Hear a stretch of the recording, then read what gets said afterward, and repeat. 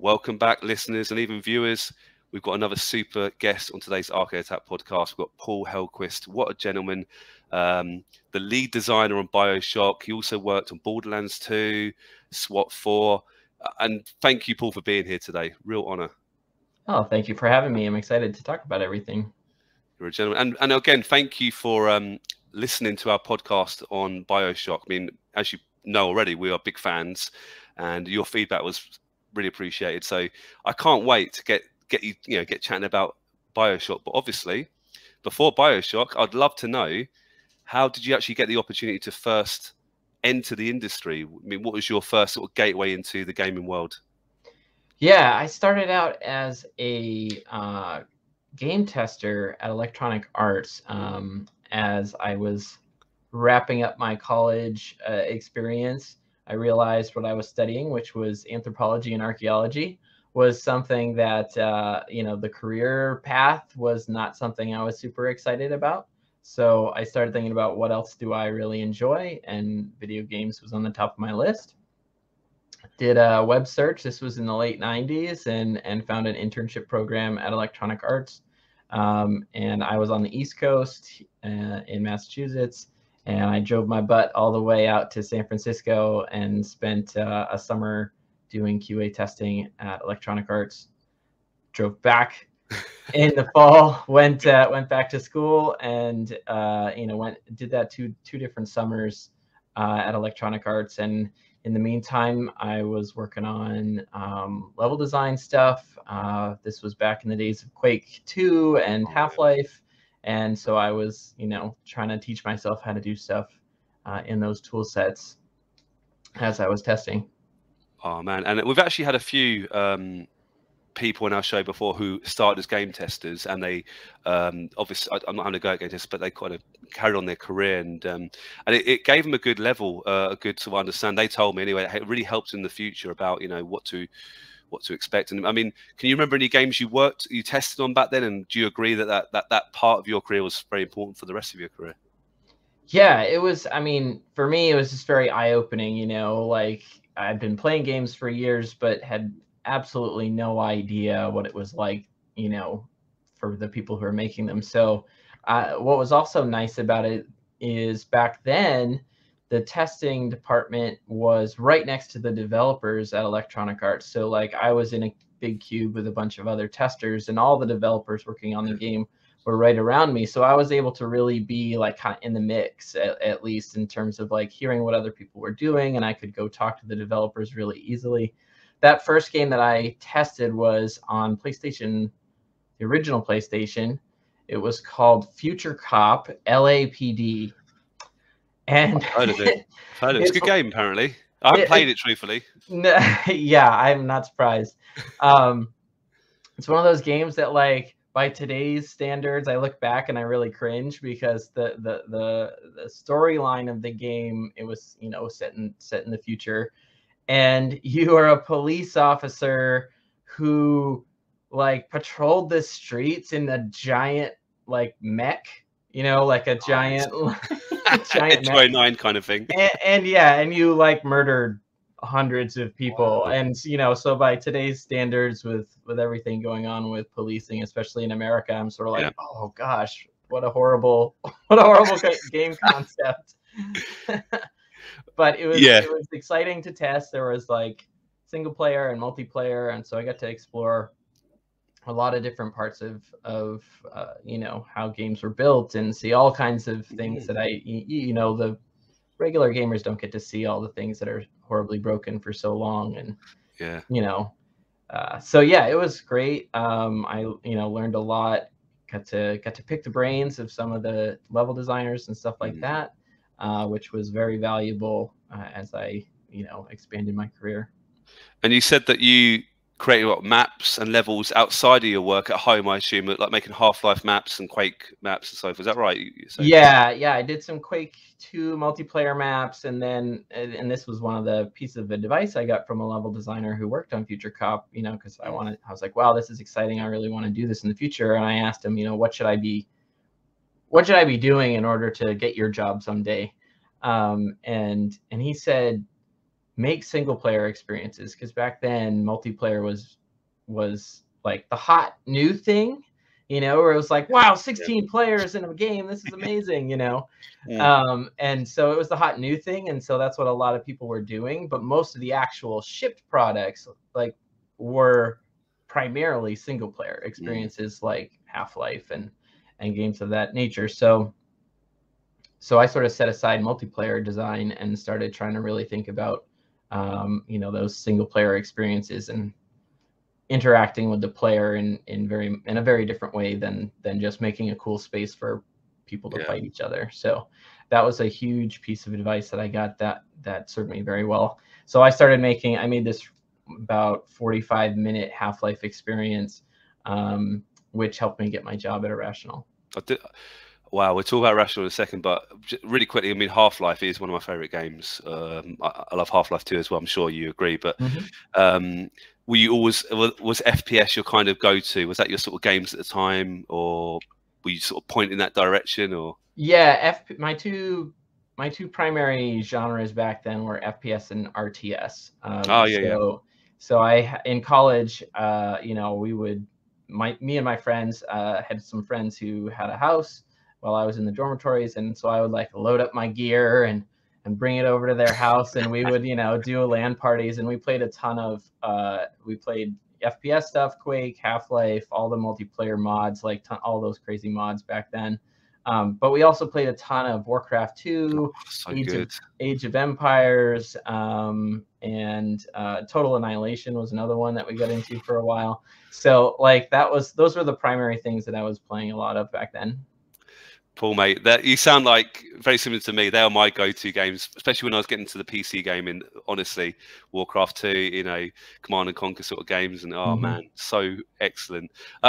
Let's talk about Irrational Games, because you know that's a big opportunity. You know, Electronic Arts is huge. Let's not get me wrong, but you got a really interesting job at Irrational Games. They were just kind of finding their feet. I mean, correct me if I'm wrong. And how did you get the chance to work there? And did you meet Ken Levine quite early doors? And how did that sort of opportunity come about? Yeah, for sure. So that all started while I was at Electronic Arts. I got my first. So while I was there, System Shock 2 was released, which was Irrational's first title. And since I was at Electronic Arts at the time, I could buy it for $10, which was like the, you know, employee discount, you know, from the company store kind of thing. So I grabbed it for $10 while it was currently, you know, going for 50 or whatever at the time. And I got it just because of reviews and whatnot, and loved it. Just, you know, was totally my jam, because it combined some of that RPG stuff and character growth, but still had the FPS sort of roots. That was, you know, something I was very into. So I loved it. And then I was working on that Half-Life stuff at the time, and you know, I was graduating that fall. Or, you know, I had one more year of school. No, this was after I graduated, actually. So it was sort of like, what am I going to do with my life? How am I going to get a job in the industry? All that kind of stuff. And so I just started like searching, like, who's hiring junior people? And Irrational Games was one of them. And I realized the connection to System Shock, and you know, sent them my Half-Life stuff. And it was in retrospect, it was one of those like really lucky timing things, because they had just finished System Shock, and I found out later that System Shock 2 was built with like a few people from Irrational, but also still a lot of people from Looking Glass. There was like this co-development partnership with Looking Glass Studios, and so the Looking Glass people went off to do other things, and a bunch of the people that were at Irrational like left. They finished the game and left the company and moved on to other opportunities. So the company was still very small and broke. Like they had almost no money. So they had to hire, like they had to take flyers on kids like myself who had no experience. And the primary value, I'm sure for them, they were looking for people who showed promise, but were also dirt cheap. And so I got my first job, you know, I got a call, I sent my stuff over to them. And I think this was back when like I sent to put like, you know, the 3.25 inch floppies into an envelope and like man. mailed my Half-Life stuff to them. So cool. And I got a call from them while I was still in California, and they did an interview over the phone with Ken.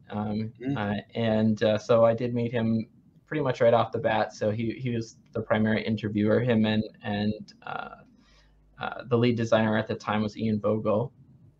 So he was one of my mentors as well. And yeah, we talked about what games I liked, you know, how I built that those levels. And you know, like a couple days later, they called me back and offered me the job. So it was pretty great because they were also in Boston. I grew up in Massachusetts, so I was expecting that I was going to have to be on the West Coast, leaving family and all that kind of stuff. So it was amazing for me, not only to get a job, but also that it was closer to home and your family and stuff like that. So cool. I mean, what was your first? Was it SWAT 4? Was that your first job at Irrational Games? Is that right? So the first game, you have a question later about like things that I've worked on that got canceled. So yeah. I worked on a lot of canceled things before. Oh, really? Yeah. So when SWAT 4 came out, I had already been in the industry for 5 years. Like the first game I shipped was 5 years after I started that job as a level designer at Irrational. So the first game we worked on was a game called Deep Cover. And it was another partnership with Looking Glass, and it was using the Thief technology. And we were trying to make a stealth action RPG hybrid kind of game that was all based on spies. And it was during the Cold War, and we had missions where you were the like secret string puller on all these major events of the 60s. So it was you had a mission to get, you know, to escape East Berlin through the Berlin Wall. You had a mission to infiltrate a Russian secret base, and when you get into the basement, you find out that you discover Sputnik right before it's about to launch. You know, like, you know, all of these kinds of. Sounds awesome. You were on the grassy knoll during the Kennedy assassination, like wow. it sort of did these little, you know, every mission sort of jumped a few years, and you were sort of exploring all these major events of the Cold War as this super spy. That of course didn't ever come out. It was a really cool concept. Yeah, we had a lot of fun working on it, but that was around the time that Looking Glass was starting to have financial problems. And so Ken signed us up with a publisher to do a different game before the money disappeared for Deep Cover because Looking Glass was going out of business. And that was the one that you guys actually mentioned on your Bioshock one called The Lost. Yeah. I worked on The Lost for quite a while. That was a PlayStation 2, I think. Trying to remember my years, but I think that was a PlayStation 2 game, and we were trying to use PC engines on PlayStation, and man, it was hard. Like Unreal Engine 2. The Liftech engine, we started on Liftech and then eventually went to Unreal because memory management was so tight back then. And we eventually finished it, but as you said, it never was released because our publisher got into financial trouble, stopped paying us. And so we were at beta, I believe, when they stopped paying us, and ultimately there was like a whole legal thing where, you know, there was a big argument about they claimed they weren't paying us because we didn't meet the definition of beta, when really, as far as I know, my suspicions anyway, are that they just didn't have any money to pay us. So they were like, let's just not pay them. And so that, you know, part of the settlement of that was that we ended up, the game just kind of got scuttled, you know, in order to just move on and keep everything going as far as the company was concerned. So I worked on all those things, and then we finally got to SWAT. Yeah. Did you think you had a bit of a curse at some points? Like nothing's coming out. Yes, for sure. It definitely felt that way. SWAT was a great game for us though, because of you know, having 2 games canceled, morale was not great. We needed something a little bit smaller that we could easily wrap our head around and really just, you know, kind of re-find ourselves as a company, and so SWAT was a perfect game for us at that time. It was so you worked on SWAT 4, wasn't it? And the previous games, and obviously well respected. I think it originated from Police Quest. Is that right? I might be wrong. Yeah. The first two games were Police Quest, and then there was Police Quest : SWAT, and then I don't remember what SWAT and SWAT 2, I believe, were that sort of like adventure game kind of thing. Yeah. And then SWAT 3 was the first FPS, and so we were trying to evolve what SWAT 3 sort of started. So cool. And obviously, you already bought, you had some previous experience in those games you mentioned, but what was your goals for that game? What was your exact role in the game? What were you thinking when you were working on SWAT 4, Paul? Yeah, so by that time, because of some of those morale issues, the entire level design team had left, and I was I was like the only designer left. So guess what? I was lead now. Woohoo! Wow.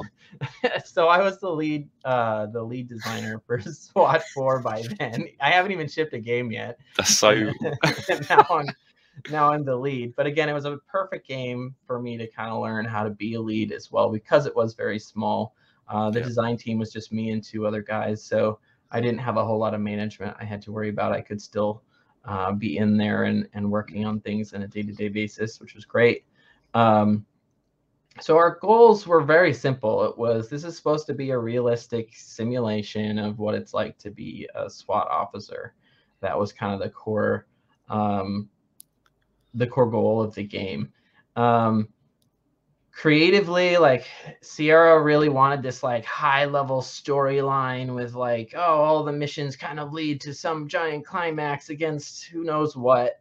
And we amazingly convinced them, like, if you're trying to make a realistic SWAT game, realistic police simulation game, that's not what the cops, there's no giant there's no giant conspiracy that like multiple things lead up to the like final, that's a lot of like crazy undercover work, and like, there's like a ton of things, and then SWAT comes at them and at the last second and makes sure that like they actually get the guys. So we convinced them, instead of doing some high level story, that each mission would tell its own little story about whatever that particular crime was. And so we, really started digging back into those, System Shock environmental storytelling roots, and kind of refound our special sauce that Irrational had, by, really focusing on each of those little mini stories that were told entirely through the briefings and the things that you would find during your course of clearing those spaces. Which obviously, I've played System Shock 1 and 2. They're both very good, and I haven't played SWAT 4. I'll be honest with you, Paul. Apologies already, but what you're mentioning, obviously, a lot of that went into Bioshock, didn't it? And I know you could argue some of it already came before, but can you think of any other elements or big elements in SWAT 4 that you came up with, or you sort of evolved that later would come into Bioshock? We're kind of sort of moving this next step. So not really. Like, it was really that sort of telling the story through the world was probably the primary thing that were done in both games, because obviously the style of Bioshock is very, very different than like official police procedure and like all and like convenience store robbery and a bank heist, and like the missions were all very a lot of them were very much expected sort of police types of situations. One mission from SWAT that was kind of in the vibe of where we ended up going with Bioshock is we had one mission that a lot of fans of that game really loved, where there was a suspected serial killer and they thought they finally had found out where he lived. And so SWAT was sent in to like, kick down the doors and bring this guy in. And it was a mission that had exactly one enemy. Wow. There was only the one guy. but it was super creepy. Like, you get into this house and it's clear that this is the right guy because there's all kinds of weird things going on in the house, and like you find his children, the room that's still like preserved like from when he was a kid, and like all these creepy kids drawings with like, you know, blood and, you know, eyes scratched out, and like you sort of descend from the top floor into the basement where he's, you know, got his latest victim about to, you know, you're trying to rescue her before he gets his latest victim.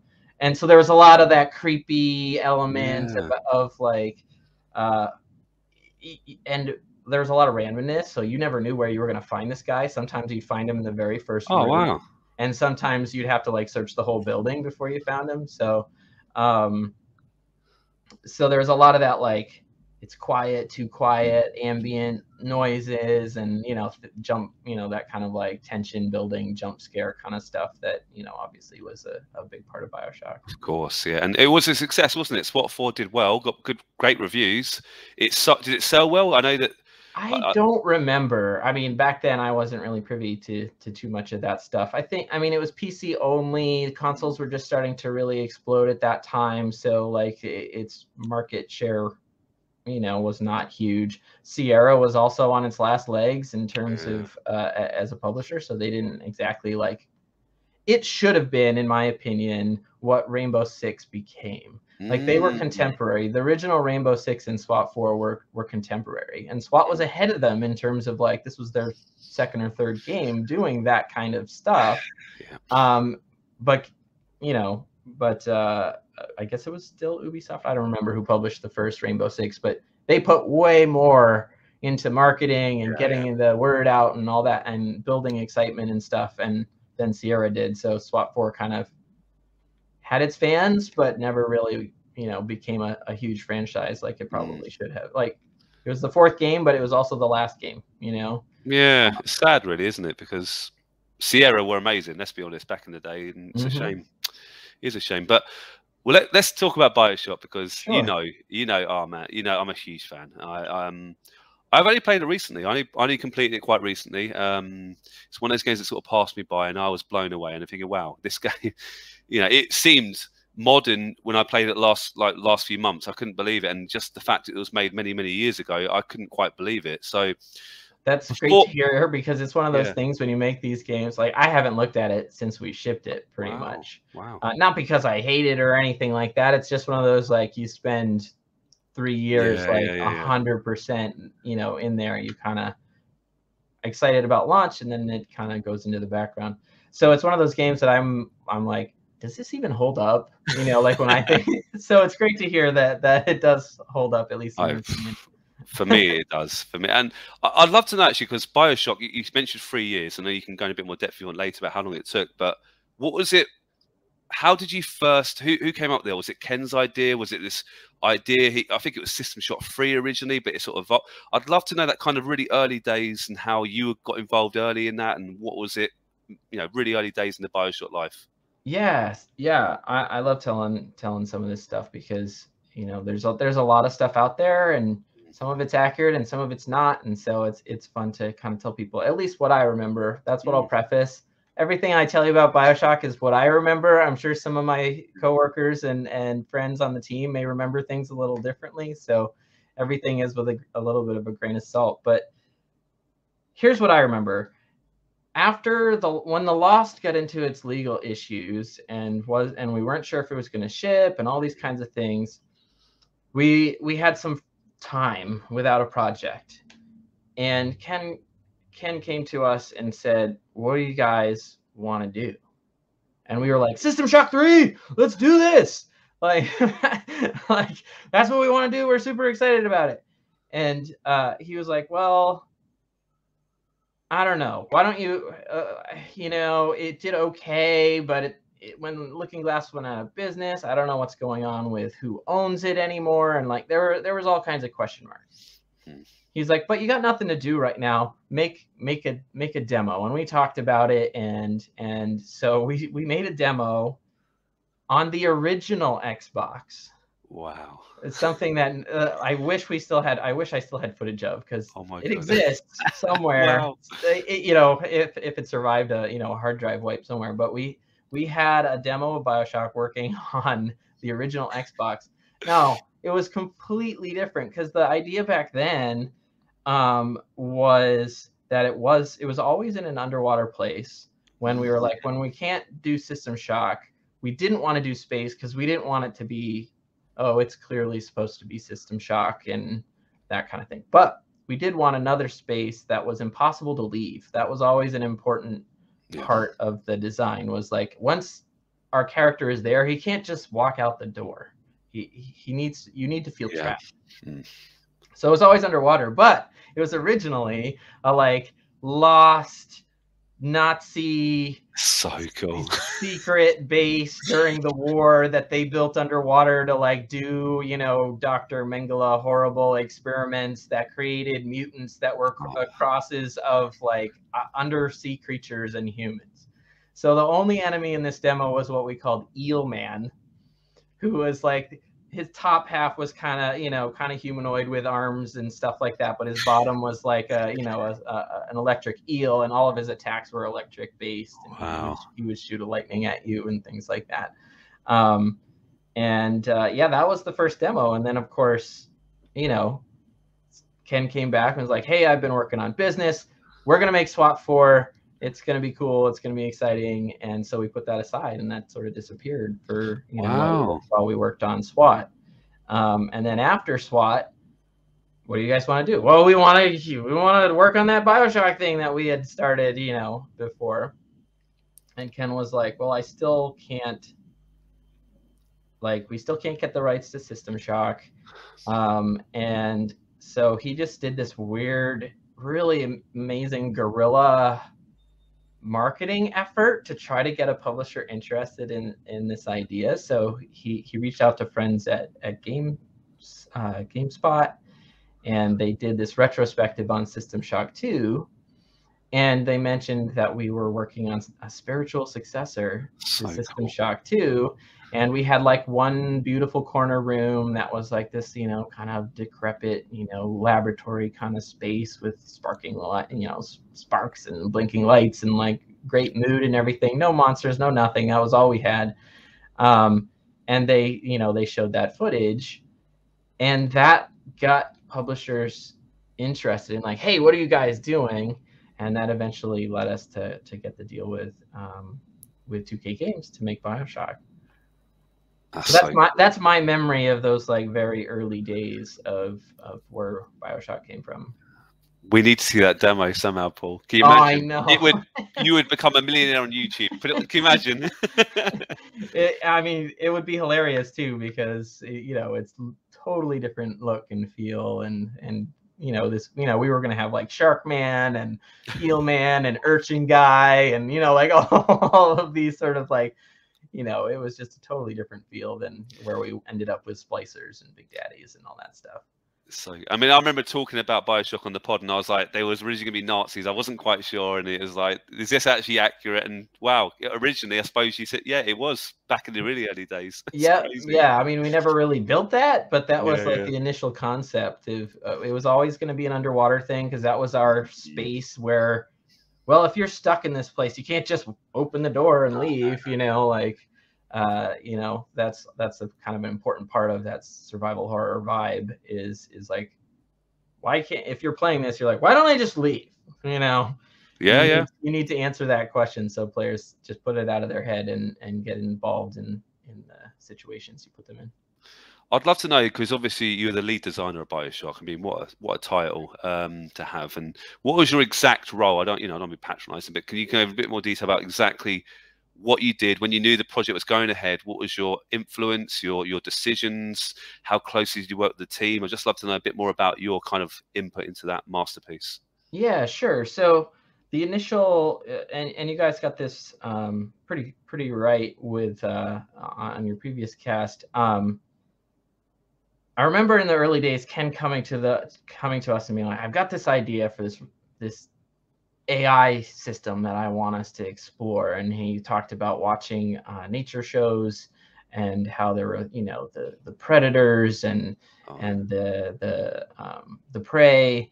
And he was like, but I want to add this third idea in there, so that there's these protectors that guard the prey and the predators. And those were the initial words. Like, it was protector, gatherer, and prey. Or protector, gatherer, and predator. Yeah, predator, protector, prey were the sort of original ideas that eventually evolved into Big Daddy's Little Sisters and the Splicers. So that was his, like, this is the cool thing that we're gonna do that's really different and special and sets us apart. And then he just kind of like let us run with it. And so I basically came up with all of the systems. Like, the one of the core early ideas was mod the world, mod yourself, mod the world, mod the weapons, mod yourself. That was also the kind of pillars of like what the design wanted to be about.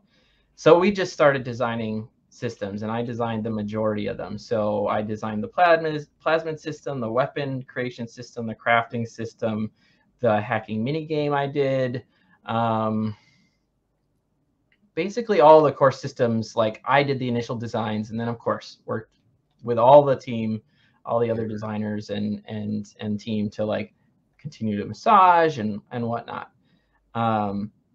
But so yeah, I did all that stuff. I was in charge of, you know, I would review every level with the level designers and, you know, talk about moment to moment experiences and, you know, what happens here and what scripted event here happens here. And don't forget that this is a story beat that we need to, you know, we need the pacing to change here, and, you know, all that kind of stuff I was involved in as well. I also did the, like, actually implemented the moment to moment of the medical pavilion. So yeah, all of those like early introductions of like of the different weapons and plasmids and stuff in that mission. Monster placement, all the little, you know, scripted events, the, you know, some of the jump scares that I know people remember. Like, I know a lot of people remember the shotgun introduction where all the lights go off and, you know, and the guys are just sort of coming out of the darkness, and they always get close, so that the shotgun is really shown off because they're all melee guys, so that you're like, where are they? Bang, bang, bang. You know, so that was kind of the, you know, I was involved in all that moment to moment stuff and medical as well. I also wrote the first draft of the script. Oh, wow.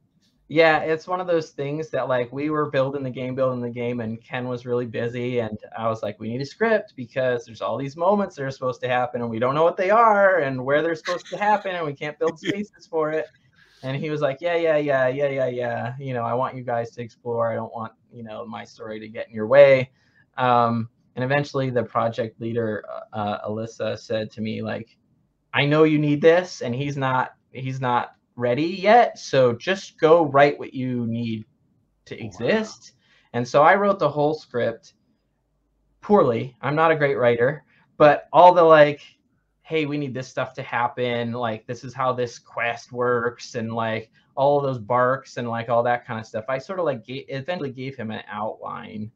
And then he came in and made it awesome as far as like, you know, the way it all, you know, was presented, and you know, he's a good writer, so you know, it was nice afterward. He's like, wow, this was great, because I didn't have to like think about all those stupid annoying game details. You had already fleshed all that stuff out. I just had to like punch up the turns of phrase and things like that. But I'm pretty proud of this.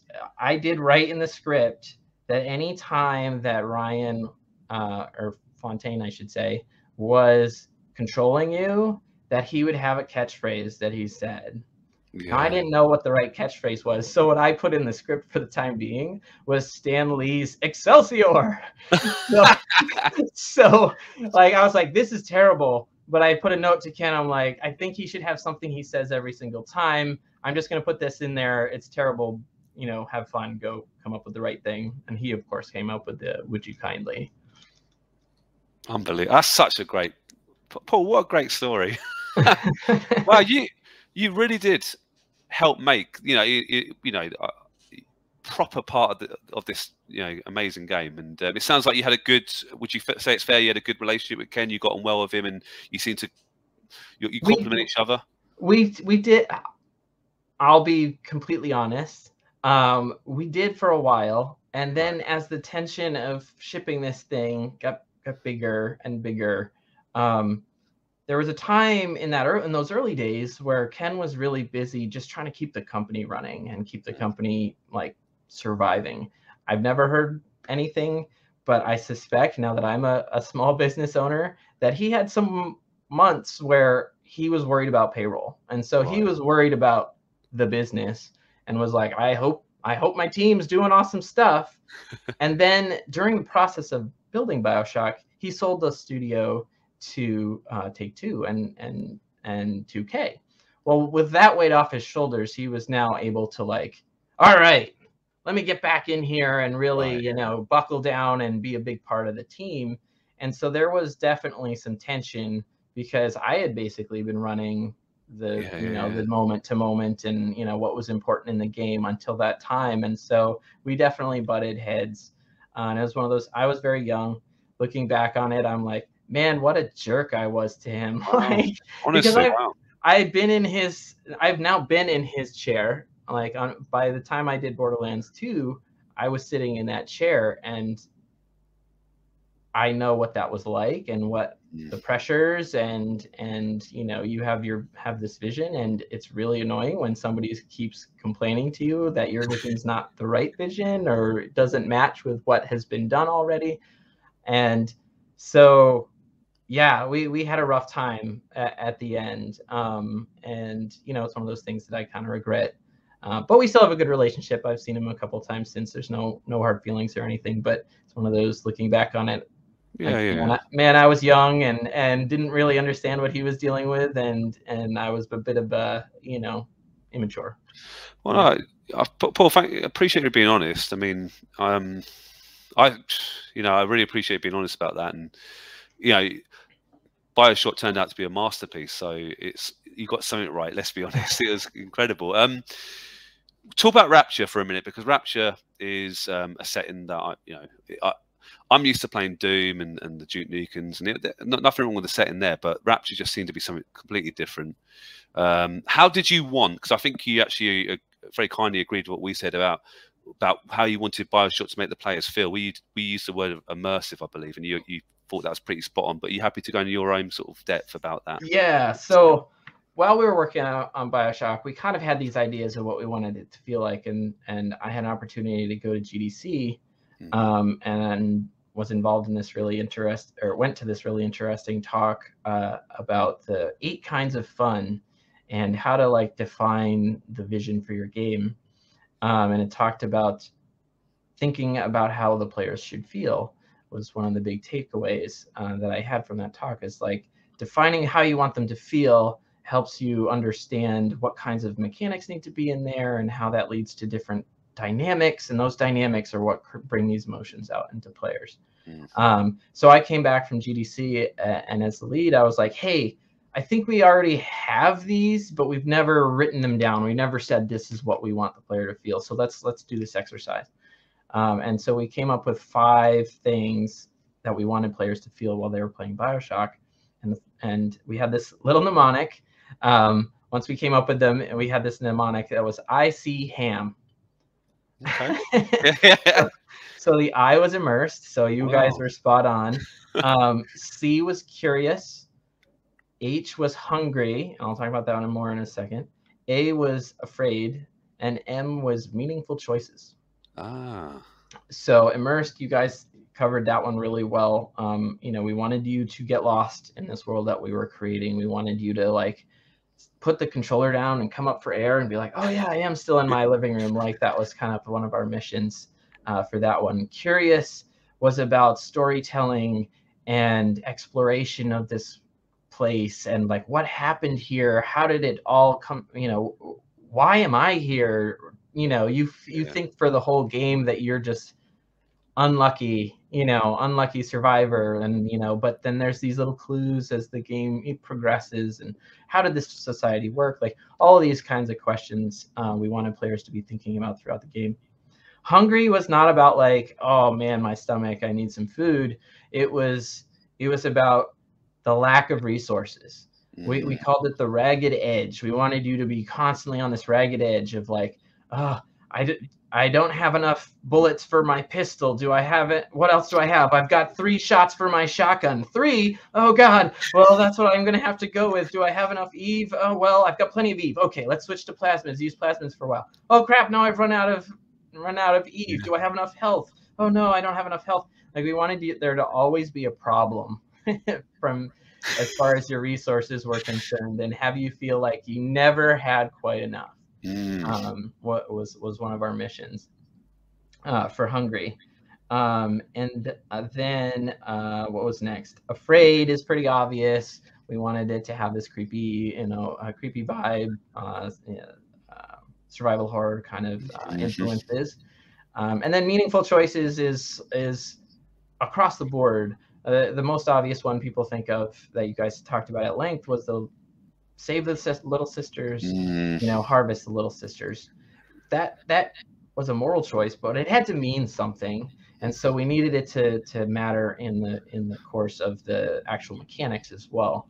And then on top of that, it's like, oh, I've only got so many slots for plasmids, but I've got way more plasmids than I can fit in the slots. Which ones do I use? And which ones I pick changes the way it plays, how it feels. My resource management, you know, like, oh, this one's super expensive. The ones that controlled the AI were very expensive, so you go through your Eve much faster. So maybe I don't want to use those right now because I don't have much Eve.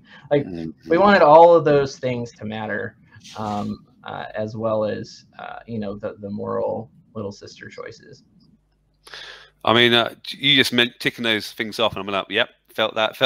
You achieved it. You mentioned survival horror there, and you heard on our podcast we love Resident Evil games. I'm a big fan of Resident Evil 4 especially. But is it true that that game, or what influences helped you with Bioshock and the team? Was it Resident Evil? Were we right on that, for example? Yeah, that was definitely one of them. I know you mentioned my good friend Bill Gardner. He and I are still buddies. And yeah, Resident Evil 4 was contemporary while we were building the game. All of us were playing it. Really impressed with what they were doing, and definitely we're trying to find some of like what were they doing here that brought out some of the feelings that they were looking for, and how can we translate those kinds of things. So that one was definitely one that we took a lot from, but of course we took a lot from our, what I would call source material, which was System Shock. You know, I talked about all those systems that I built. For the most part, all I did was like, what was in System Shock? How would I modernize that? How would I streamline it? How would I make it more accessible? How would that work in our, not computers and AI and you know, that kind of stuff? How would those things translate to this more analog world of Rapture?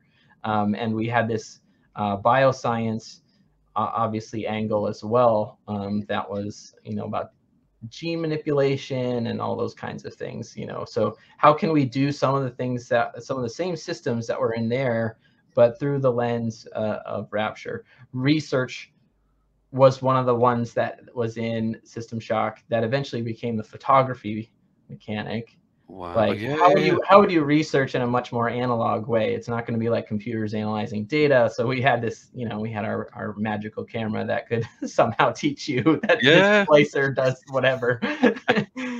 But that was influenced from Pokemon Snap. I loved Pokemon Snap back in the day, and was like photography is really cool. Oh, there was one with ghosts that you could take pictures of the ghosts, and that was how you killed them. Yeah, that's a PlayStation game, isn't it? Oh, yes. I actually played Fatal it. Frame. That's it. So like that was, you know, some influence for that system came from those two games. About, you know, Snap had all this, like, if it's centered, you score better, and if, you know, you get multiple Pokemon in frame. So a lot of that stuff became like how the research got graded. Was stuff influenced from Pokemon Snap. Wow. But just hearing Bioshock and Pokemon in the same sentence is quite interesting. But you wouldn't think it, would you? But it does make sense when you say it. That's cool. That is so cool. Any movie influences at all, or is it just literally, you know, is there any other things? Well, obviously, Ayn Rand was a huge influence for the, you know, sort of vibe of what Rapture was all about. And I don't know if anyone's ever mentioned this, but Andrew Ryan is essentially a male version, a male name like manipulation of Ayn Rand, Andrew Ryan. You know, like there's a lot of the same sort of sounds and stuff. So that was, I'm pretty sure, very much on purpose from Ken's standpoint when he named Ryan. So yeah, I know he was very much influenced by the Fountainhead and Atlas Shrugged. Yeah, Atlas Shrugged, like Atlas, so cool, right? Was what he called himself, what Fontaine called himself. So like, you know, that's another wink to the Ayn Rand influences. One story I do want to tell. This is maybe calling out my buddy Bill, but I specifically remember while we were working on Bioshock, and we're getting into that preview season. You know, we had a Game Informer cover that was a big deal, and like months continued to pass, and all of the press kept talking about Ayn Rand and objectivism. And I remember him like just like throwing his pencil down onto his desk, and it's like, if I have to hear one more thing about goddamn objectivism instead of all these fucking cool gameplay things we have in this thing, I'm gonna lose my mind. Like, because all the press wanted to talk about was like, you know, the world and the story and the objectivism, and he's like, all these amazing abilities and all this cool AI happening. Like, well, how come no one is talking about that? Wow, yeah, that's crazy. But at the time, it was so heady compared, like that influence was so heady compared to what else was on the market at the time, that like I think the press really latched on to like, well, hang on a second, these guys are trying to push in ways that games generally don't push, in this sort of more, I don't know, academic to some degree, more like deeper themes, more mature themes. You know, it wasn't just like, hey, there's a guy over there, let's shoot him in the face. You know, there was a lot more going on in our world, and a lot more like social commentary and, you know, all this kind of stuff. And I think that grabbed on for the press of the time. They were like, whoa, this is something really different, let's talk about that. All kinds of games have cool guns and, you know, cool monsters and whatever, but this is what's really special. At least that's what I think was going on there. But I remember him getting so frustrated that everyone was talking about objectivism instead of like awesome plasmids and cool, you know, big daddies and little sisters and all that stuff. That's great. I mean, let's talk about the plasmids for a minute, and the enemies and the weapons. And I mean, it's a good selection, I have to say, a really, really good selection of it's just, again, really interesting things. But was there any ideas for weapons or plasmids or enemies that just didn't quite make it into the game initially? Do you have any ideas that just the enemies, I don't remember. I'm not gonna say I remember in detail, but I know we had a lot more ideas than what we actually did. Like one of the reasons there's so few enemies on screen back then is like the AI was super expensive on the Xbox 360. Yeah, that's the right one. Like you know, the machine just wasn't super powerful for, you know, so we couldn't do quantity, so we had to like we spent more effort on like the nuance of how they worked. And so we had like 10 or 15 different enemy splicers, and we only ended up with like 5, just because of all the kinds of, oh, that's too many, well, there won't be enough square footage in the course of the game to really highlight them all. Let's just focus on a few and go a little deeper into what kinds of things they can do. Weapons, I don't remember anything. I'm sure there's always something on the cutting room floor. I don't remember. But one that I did want to share that I don't know if anyone's ever told about, but remember I said mod the world, mod the weapons, mod yourself. So whatever happened to mod the world? Like Oh yeah. that didn't really ever happen. Maybe the you cameras know? a bit, the security cameras. Yeah, Yeah. that's more like that's like, yeah, we can maybe take credit and say, yeah, we did it. But the original idea for Mod the World is that there were these environmental states that the levels could be in, and that there were two different vectors. There was temperature and humidity. So you could have like freezing temperatures, very hot temperatures, or sort of normal, and high pressure, low pressure, and normal. And the way that all the enemies and weapons and like everything was going to change how it functioned depending on what the state of the world was. So if it was super high temperature, perhaps this splicer gets much more strong because he loves the hot weather, whereas the cold weather splicer would become lethargic or slow or whatever. So there was this idea that like you would be switching the environmental controls regularly. There would be these like stations on the wall that you're like, oh crap, I'm fighting these guys, I got to make it cold because that'll slow them down, or I got to turn up the heat because that makes them evaporate or whatever. I don't remember what all those details were, but so that was in the design for quite a while. Wow. And we did some tests on it and stuff, and we ended up cutting it because the game was just too big. We had too many things to do. But the main reason we cut it was it's really hard to communicate to people what the temperature is. Like it's a through a screen, like it's just it's you feel it, right? You don't see temperature, you feel temperature. So we had to like, the world was changing lighting so that like when it was cold we like got cooler lighting, and when it was hot we got hotter light, but it was too subtle, and people couldn't feel it. Humidity was mostly like, is it foggy or not? Like was the best we could do, was how much sort of fog we could put into the spaces. So we ended up cutting that. But it was one of those ideas that like we're like, man, I think we always felt that there was something there that we were never able to quite show off enough to make it stay in the game. So it was one of the ones that got cut. Very assigned, and appreciate you telling us. I love hearing this kind of stuff that I don't know, it's never been maybe spoken before really, but I'd love to know about this famous message, because obviously you got your names in the credits, but there's a famous message called Paul Hellquist not doing his job. Are you happy to explain what that's about? And this stupid thing about once a year, I'll just be going about my day and my Twitter feed will explode with mentions, and it's always this like coming back about once a year. Somebody finds it and is like, oh my gosh, check this out. And if I remember correctly, it has something to do with the Vita chambers. There was some we did some sort of change to how they worked, or a fix for a bug that required the designers to like go to every Vita chamber and check a box of some kind. And the error message when the box wasn't checked, my lead programmer decided it'd be funny to like, QA will see this and they'll put the message in the bug, and it'll be like, I'm teasing Paul every time he gets a bug about this. Well, obviously one of them slipped through, we forgot to check the box.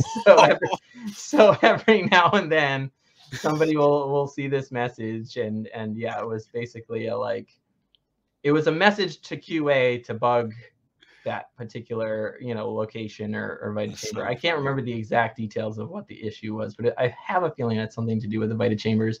And if you respawned in this particular Vita chamber and didn't have and the game was in this particular state, because we had a few fail safes in the Vita chamber system that was like, if they didn't have the resources to pay for it, there were these like other things that we did. So I think there's some like, why it doesn't come up very often is it's a particular Vita chamber, and the players have to be in a particular state when they're respawned in order for this particular error message to proc.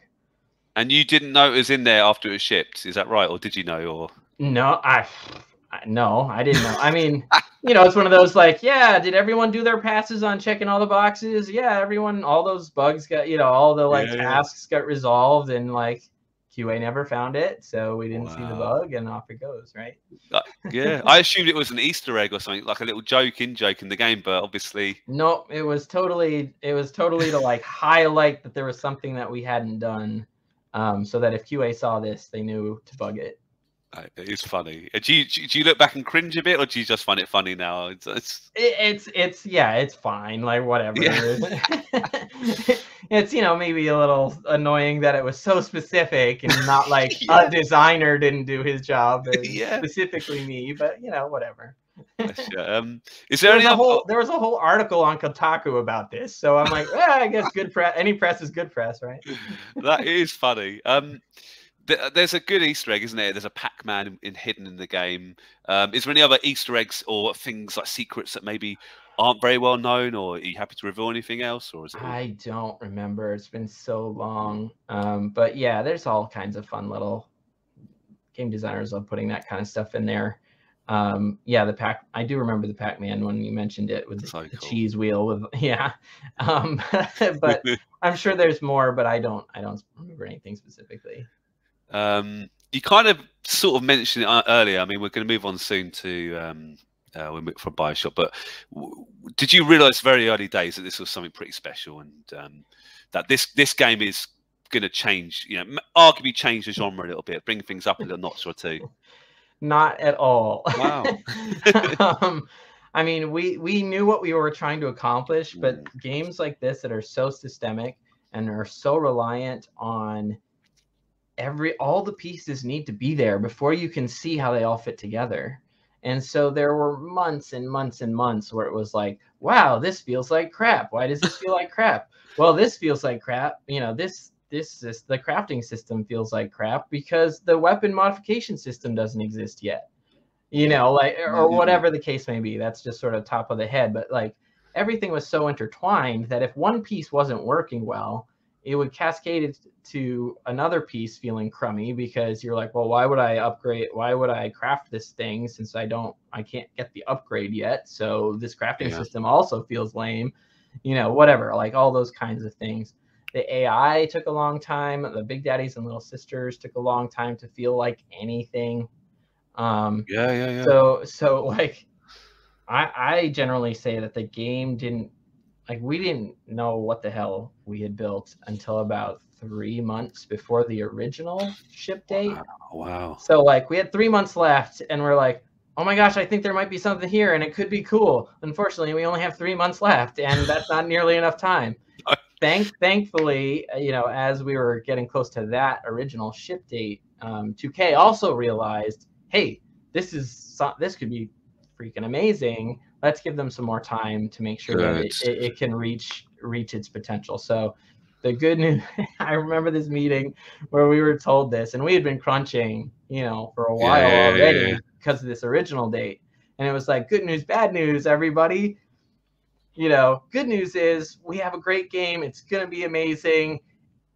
And, 2K is going to give us the time it requires to really, hit it out of the ballpark, so to speak. Bad news is you thought you were done with crunch. We got 3 more months. Let's do this. Wow.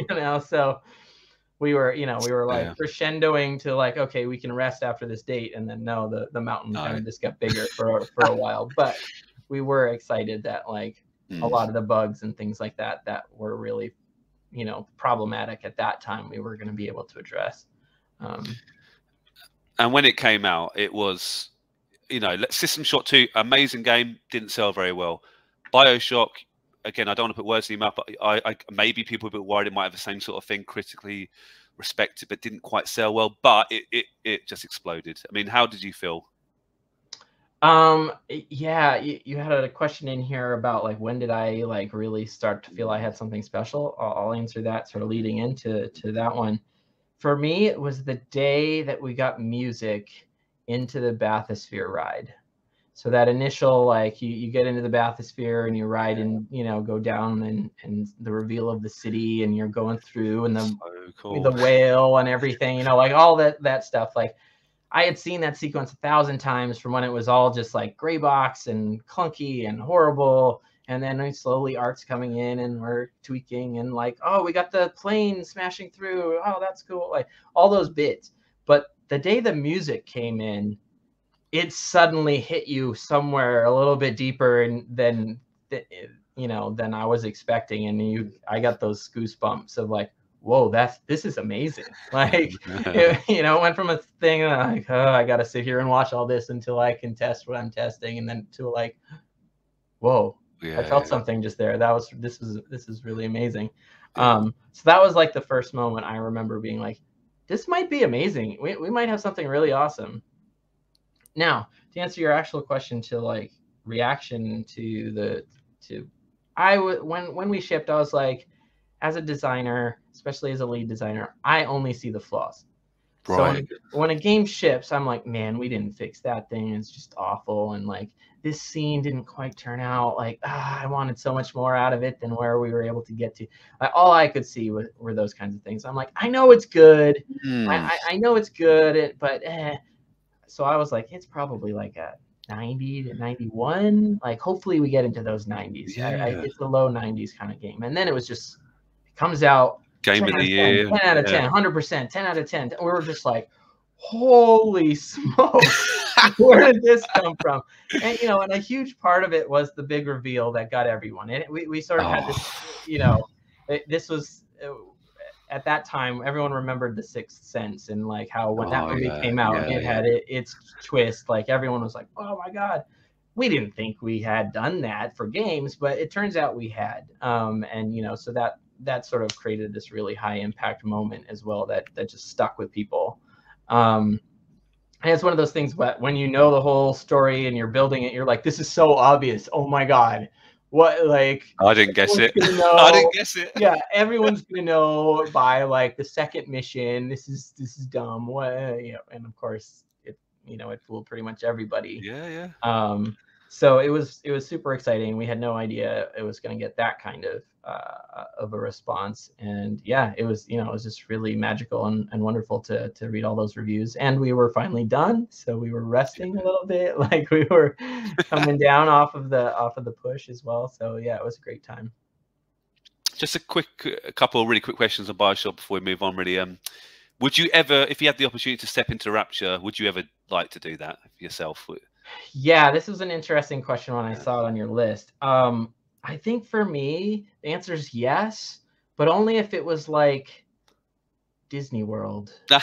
Like if it was like, the Star Wars world that they've created where it's like, I can go in here and feel like I'm fully immersed in this space, but I know it's Disney World and the Splicers are actors and they're not really going to kill me. And but to like explore all the props and these cool spaces and feel like you're in this underwater utopia and stuff, like for sure, that would be amazing, but not as it was portrayed in the actual game. I don't blame you. It's an amazing setting. I'll join you as long as it's a safe space. How about plasmids? If you could choose a plasmid for yourself, I managed to ask Ken that, as you know, but I'd love to hear your opinion about if you could choose one for your own personal abilities. Yeah, when I saw this, I was like, you know what? I got to refresh my memory on what was there, and I found it interesting that I was like, if you had asked me how many plasmids were in the game at the start of the podcast, and I hadn't gone and looked it up, I would have been like, there were like 20, 25, and I was like, no, there's like 10. There's like way fewer than I remember. Wow. So Ken picked the bees from listening to your thing, and I was like, wow, that's bold. That's a bold decision. I'm a little more practical. I think if it was like entirely about practicality, it would have to be telekinesis. Like, like, oh man, I left the remote over on the just like grab it, like those kinds of things. We've all had, I grew up as a Star Wars fan, so like I was always pulling lightsabers when I was playing as a kid. I pulled the lightsaber from across the room. Like, so telekinesis would probably be the top, but it's also kind of like everybody probably picks that. So if I had to go to a second one, it would be the springboard trap. Well, it's not springboard trap was the development name for that plasmid. It was actually the cyclone trap, is what it shipped as, but we called it the springboard trap at the time. I loved that one when I was playing the game. It was just just silly, stupid shit happened every time I used it that made me laugh. And I can imagine in real life it would be fun for, you know, pranks and stuff on your buddies to like put these little cyclones in front of them and watch them go flying up in the air. Or your cat. Like, how much fun would it be to launch a cat, you know, up in the air? Oh yeah, yeah. So that's probably what I'd pick if it was, you know, for fun and not practical. Yeah, no, that's great answers. Again, I don't want to bring up anything too personal, but can I ask maybe why you didn't work on any future Bioshock games? Was that kind of did you move quite soon after shipping Bioshock, and are you a fan of the other 2 games in the series, for example? Yeah, so I didn't work on it. So after Bioshock, I had mentioned that there was some, you know, some tension between Ken and I, and I realized that like that was what I had done with Bioshock was the pinnacle of what I could do at Irrational. I could never lead my own game at Irrational. It was a 1-game studio. Ken was obviously the guy, rightfully so. And so it was like, well, where does my career go from here? There's never going to be a better time, especially after the reviews came out, for me to go look and see what else is out there in the industry. So Bioshock opened a lot of doors for me, got me lots of interviews all over the industry. And so I decided it was time for me to go somewhere else that had a bit broader portfolio, more opportunities within the organization. So that's why I ended up at Gearbox, because they were a multi-game studio, and they were looking for me to lead with Mikey Newman, a Duke Nukem game of all things. What Duke Nukem Forever was it? Or? No, it was called Duke Nukem Begins. Oh, okay, wow. It was, you know, this was at the time when like Batman Begins had just come out, and Casino Royale had like reinvigorated. Both of those had reinvigorated, you know, franchises in cinema, and so the idea was that we were going to reinvigorate the Duke Nukem franchise, kind of reboot, modernize, all that kind of stuff. Wow. That's a whole different story. But anyway, I went off to Gearbox to work on Duke Nukem Begins, which of course never came out because 3D Realms went under, and the property kind of became in this limbo, and so that's what got me onto the Borderlands team. So I guess it all worked out. So yeah, one of the options I had when I did move was to go to 2K Marin, which was the new studio that was opening, that was going to be working on Bioshock 2. And a lot of people that I love and respect from Bioshock 1 were heading over to help sort of seed that team with experienced folks who knew Bioshock well. Yeah. Guys like Jordan Thomas and Carlos Cuello. Alyssa Finley was the project manager. They sort of went off to Marin, and they wanted me to come with them, and I, you know, had an offer from Gearbox, and Gearbox was here in Dallas, which was really cheap at the time from a cost of living and real estate and stuff, whereas they were going to Marin County, which was super expensive back then, just like it's super expensive now. And so I gave them here's how much I would need to make in order to feel comfortable. And a lot of that came from my wife. She was like, hey, if we're going to move away from family, we need to make enough that I can stay home. We had my daughter was only 3 years old at the time, so she wanted to stay home with Noelle and, you know, and raise her, not have to work, so that she wouldn't have the stress of, you know, working and raising our daughter and all that kind of stuff. So we needed to reach a certain financial situation, and I gave them the number for, well, in California, this is how much it'll have to cost, and they were like, no, we're not gonna do that. So that's, you know, so I ended up down here in Dallas with Gearbox. Feelings on the other Bioshock games. It's always tough for me to play and feel, you know, sequels to games that I was really involved in. I just had this same situation with Borderlands 3. Of course, yeah. So because they do things that I wouldn't have done. They did what they wanted to do and where they thought the franchise would go, and that's exactly what they should do. But it's never what I wanted to do or what I thought we should do next. And so I always have these biased, you know, points of view. Bioshock 2 was quite good, though. I did enjoy it. Infinite, I did not like as much. And mostly it was, I felt like it got so heavily involved in the narrative that a lot of the like systemic gameplay that I really loved and was of course my, you know, like my contribution, you know, became lessened and really wasn't there. Like Bioshock Infinite is more of a Half-Life type experience where there's this, you know, track that you're going down and amazing cool things happen to you along the way, but the gameplay is pretty straightforward. It didn't have that sort of pseudo open world, go wherever you want, like craft your own play style out of all these different systems, you know, like it didn't really do that. It wasn't trying to do that, and I missed it on Infinite. Final question of Bioshock. I mean, Bioshock Isolation, you've heard about it, no one knows exactly what it's going to be like. Are you looking forward to it, Paul, or what do you expect? I mean, I'm sure I'll check it out. I have a bunch of friends who are working on it. Oh wow, cool. Yeah, a lot. There's definitely some Bioshock alum from all three of the games working on that title. I don't know anything about it other than I know it's in development, and I've had friends who be like, yeah, I'm back on Bioshock. This is exciting. But yeah, so I'm interested, but I know as much as you do. You're not, no way you're involved in it. You're not. No, you're not. Okay, no, cool. Let's talk about Borderlands 2. I mean, I'd love to talk about Duke Nukem, but I know you were a bit stretched for time. But Borderlands 2, again, the first game was very popular. It was a bit of a sort of surprising hit, you could argue, done surprisingly well. Were you a fan of the first game, and how did you get an opportunity to work on Borderlands 2? Yeah, so as I mentioned before, the Duke Nukem thing fell apart when 3D Realms went under. Excuse me. So I got asked to, like, hey, the Borderlands teams need some help. They were very close to finishing, and so I got put in charge of the first hour. They're like, we've got this crazy game that's got tons of RPG stuff, but no one knows how to play.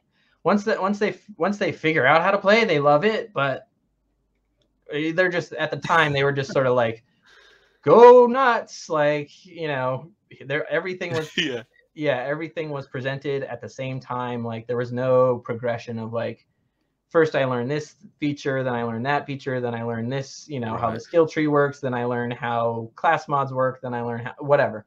It was all just like boom. It was all available in the first moment of the game. So I was put in charge of like, hey, we gotta figure out how to like ease people into this game. And so that's what I did on Borderlands 1. Oh, I didn't know you worked on the first game, so I appreciate that. Brilliant. Yeah, I did. Again, last like 3 to 6 months max. So yeah, I was coming in really late. Had to kind of understand what was going on in the game and try to teach people how to do it, give it a little pizzazz as well, as much as we could, because that first hour needed to grab people. Yeah. And then I was heavily involved in the Zombie Island DLC and the General Knox DLC. That was kind of my, like, I started playing with the ideas of what I thought Borderlands 2 should feel like. So it was like, hey, we can do better with storytelling. We can do better with mission design. We can do, you know, and so we started refining our Borderlands craft on those 2 DLCs. And then I was asked, like, hey, what do you want to do next? You know, in the organization, I was like, I want to be the lead. I want to be the creative director on Borderlands 2. And they thankfully let me, and so that's how I got involved. And the goals were pretty simple. Like Borderlands 1 spent huge amounts of time finding its soul, is what I would call it. And, you know, which turned out to be this like trance-like combat and this like getting cool loot and replacing and rinse and repeat this sort of like, oh, what am I going to find next? Oh, that's cool. Let's keep going. So we knew what the heart and soul was, and at the very end, Mikey Newman, who was the writer on the first game, like injected all of this comedy and all of this like bizarre, you know, these bizarre characters, and like that plus the shooting and looting sort of became the DNA of Borderlands. And so goal with 2 was keep what's great, improve upon what wasn't great, you know, just go to that next level on every possible angle. Very different to Bioshock, Phil, isn't it? Is that fair? The kind of, Oh yeah, really in your face, zany kind of comedy stuff. It's I guess it must have been quite refreshing after quite a serious. I mean, Bioshock is yeah, pretty serious. absolutely, yeah, yeah. In Bioshock, I mean, I had like serious conversations with my wife about whether she was okay that a primary mechanic in this game was murdering children about the same age as our daughter. Ooh. You know, Yeah. like we had a serious like family conversation about that. And then Borderlands was like, you know, I remember when I was working on it, sending a note to somebody who was, you know, still at Irrational. I was like, it's been really refreshing to have ideas on the board. Like, what about, you know, a bearded lady with a machine gun for a hat or something like that was on our like whiteboard of ridiculous ideas. I'm like, So cool. this is real different than than our whiteboards for what Bioshock should feel like. So it was definitely refreshing to be in a more lighthearted, a little more just irreverent, fun, you know, anything goes kind of world. I mean, do you have any favorite? Do you have a favorite character from the Borderlands series? Is there a character you just, you know, that you really just love? Yeah, I have lots of them for different reasons. Like, I love what we did with Brick in Borderlands 2. Like, he was never like my favorite in Borderlands 1, but I loved where he ended up, you know, just kind of this big, lovable teddy bear who can, you know, punch someone through a wall. And I especially loved him in the Tiny Tina DLC. He was just really fun. Who else? I don't know, that he stands out to me, and I know there's somebody else, other characters that I'm missing because there's lots of fun ones. But top of my head, he's probably my first choice. Good on you. And you didn't work on Borderlands 3, is that fair, Paul? You mentioned. Yeah, no, I did not. I did not work on Borderlands 3.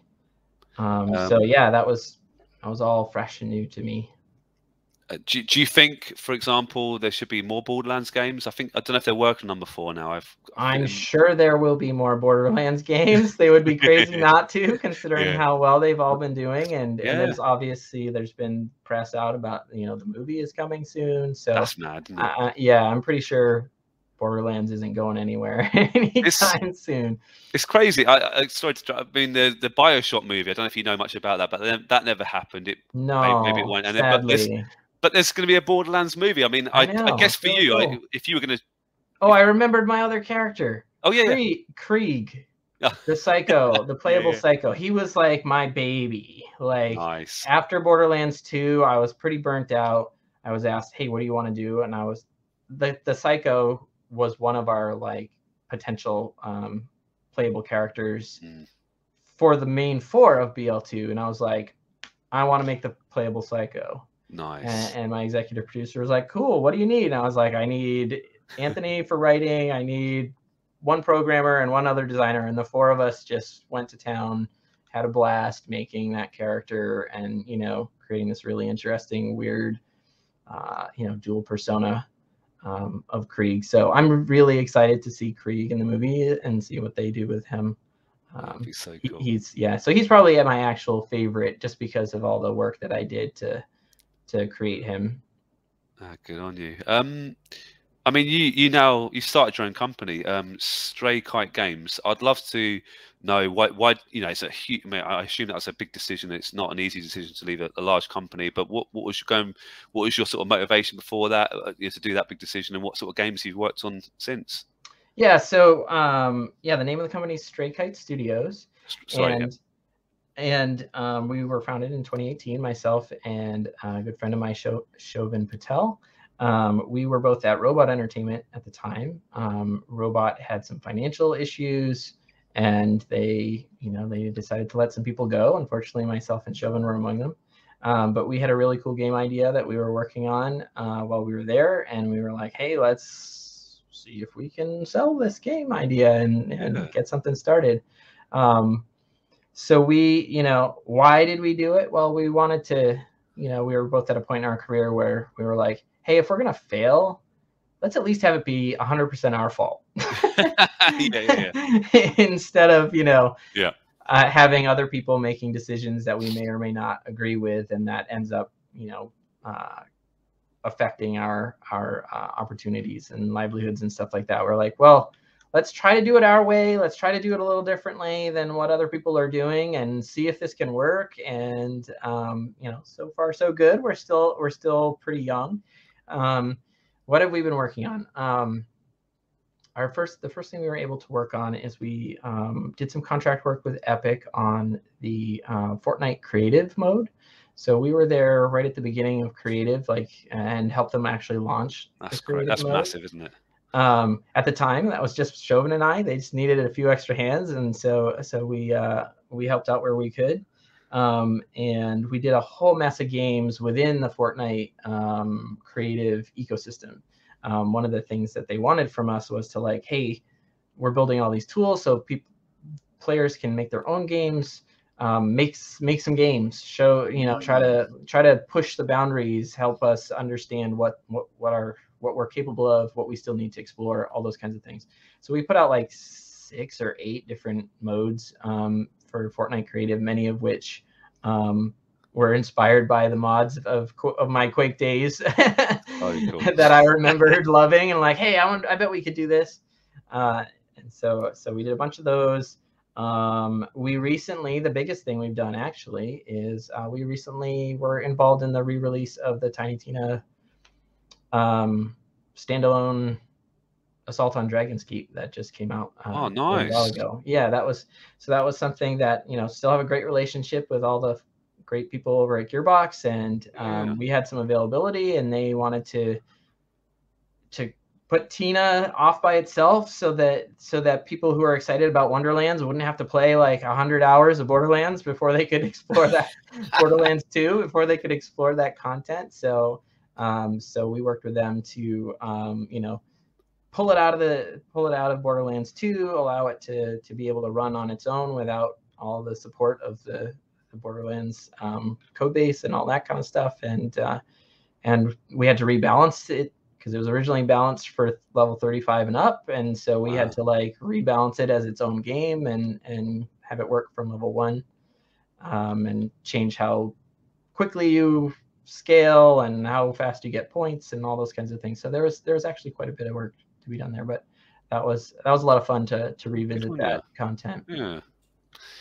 No, you must be proud of yourself. I mean, you've come a long way, obviously, and from the testing days, and now you've got your own business. And you know, is there any secret projects you're working on? I suppose you can't say too much. Is that fair? There are. It's one of the things that I kind of hate about this business. I want to share. I want to talk about this stuff. It's really cool. It's really exciting, but we're never allowed to until, you know, I get it. Kind of all the cats are all out of the bag already. I've turned the record button off. You can now only joking. Right. So yeah, we're working on a really exciting project right now. Again, I can't talk about, but it's exploring some areas of games and simulations that I've never explored before. So it's really creatively exciting.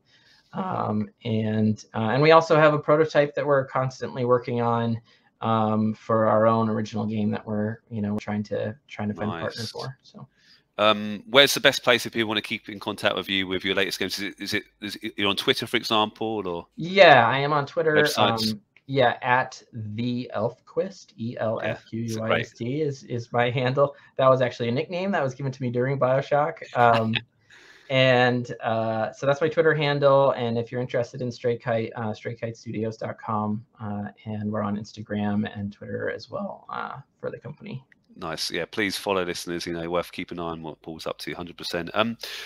2 final questions, because I know you're a busy man, and it's been a great interview. But my penultimate question is quite a tough question. Have you got a top 3 video games of all time that you just love? This question. It's brutal. It's brutal. Right? Top 3. So I'll say like,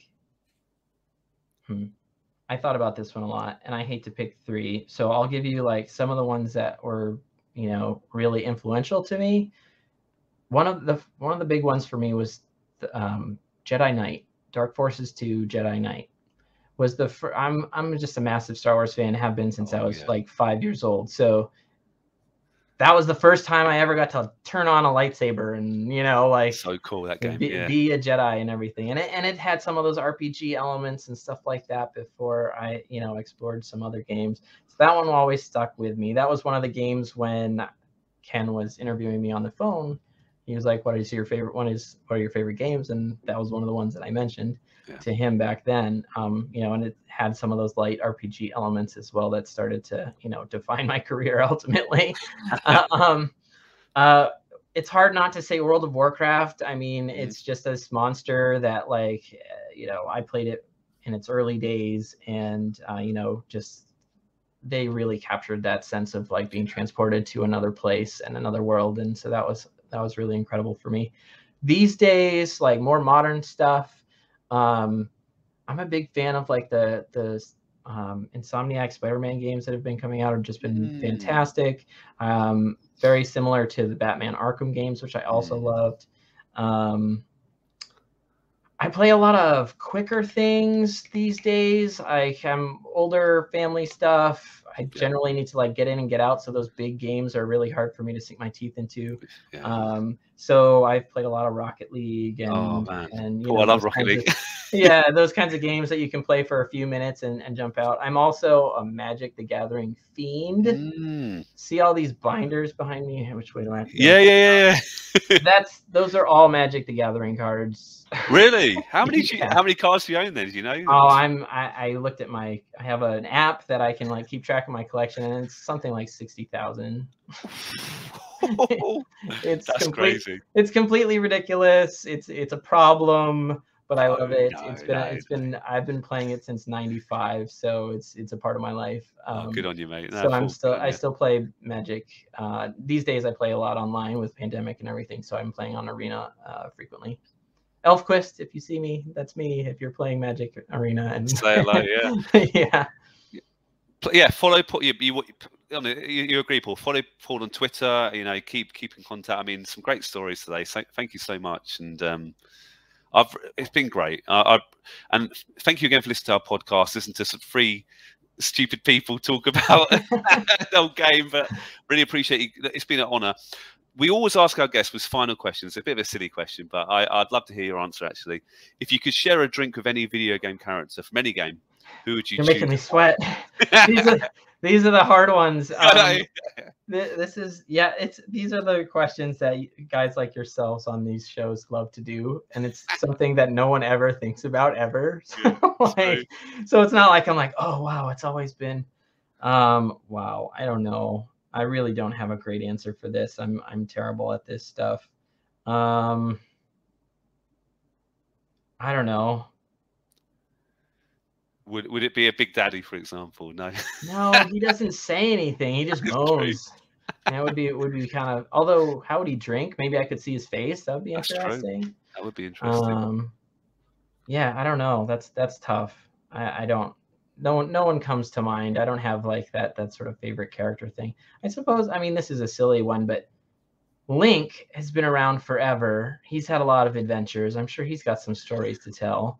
That's actually generally my answer. If someone asked me that, I'm a Zelda fan, so I'd agree. Link never speaks. Come on, mate. Tell us how you're feeling. You must be thinking something here. Like, how many times do I have to save Zelda? What's going on here?